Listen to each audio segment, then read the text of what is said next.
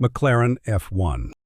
In 1998, it hit 240 miles per hour. Nothing street legal has beaten it since without turbochargers. Gordon Murray sketched it in a Milan airport lounge in 1988. Ron Dennis greenlit the project after a marathon design meeting 2 years later. The chassis was the first carbon fiber monocoque ever fitted to a production road car. Honda refused to build the engine, so BMW delivered a 6.1-liter V12 producing 618 horsepower. The engine bay is lined with 16 grams of 24-karat gold foil, the lightest heat shield available. McLaren built only 106 units.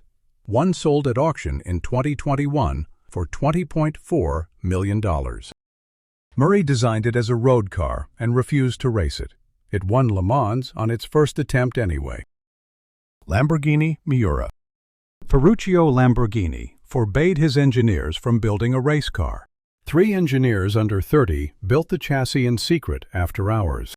Dallara, Stanzani, and Wallace rolled a bare chassis into Turin, 1965. Bertoni saw it and promised the perfect shoe for that foot.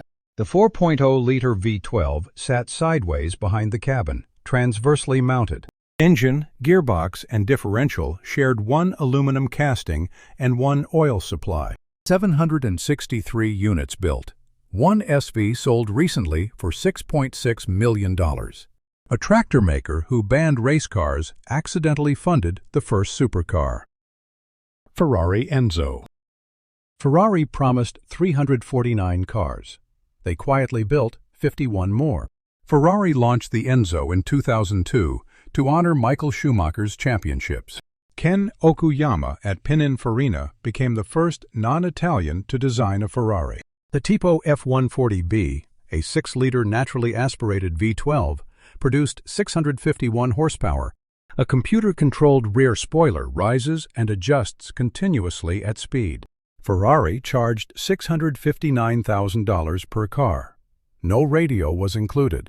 The V12, Ferrari insisted, was soundtrack enough for its wealthiest clients. The 400th Enzo went to Pope John Paul II, who auctioned it for tsunami victims. Lamborghini Diablo. The definitive Italian supercar was actually redesigned by Chrysler in Detroit.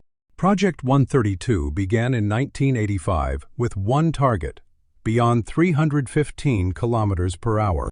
Chrysler acquired Lamborghini in 1987 for $25 million. Detroit executives rejected Marcello Gandini's angular design and rounded every edge.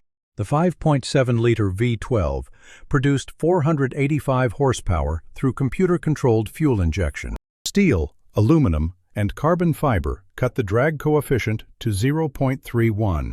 It reached 202 miles per hour. The first Lamborghini passed that number.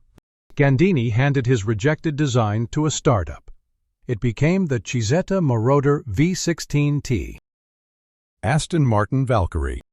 The Valkyrie exists because Red Bull needed to block Ferrari. In 2015, designer Adrian Newey was close to signing with Ferrari. Christian Horner offered him a road car instead, codenamed AMRB-001. Cosworth built a 6.5-liter naturally aspirated V12 revving to 11,100 RPM. The engine itself is the chassis. Suspension bolts directly onto it. Aston Martin capped production at 275 units, priced at £2.5 million. Engineers consulted NASA space shuttle suppliers just to design the windshield wiper. A £2.5 million hypercar missed profit targets over a 5-pound electrical part. Pagani Zonda F. Lamborghini refused to buy an autoclave for carbon fiber. Horacio Pagani bought his own autoclave and left in 1991. 5-time Formula One champion Juan Manuel Fangio secured the Mercedes-AMG engine deal. Fangio died in 1995. The Zonda F, launched 20 years later, carries his initial. A 7.3-liter Mercedes-AMG V12 sits mid-mounted, producing 602 horsepower. A proprietary carbon titanium monocoque holds dry weight to 1,230 kilograms. In 2007, A club sport lapped the Nürburgring in 7 minutes, 27 seconds. Pagani did not use a factory car. They borrowed a customer's.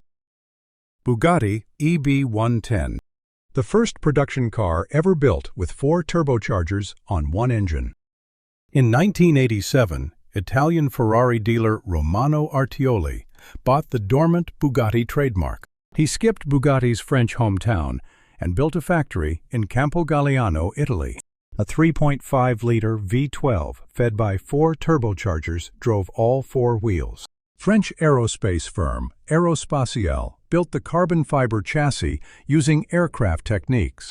128 cars built. Bankruptcy filed in September 1995. Michael Schumacher bought a yellow one in 1994 and called it Superior.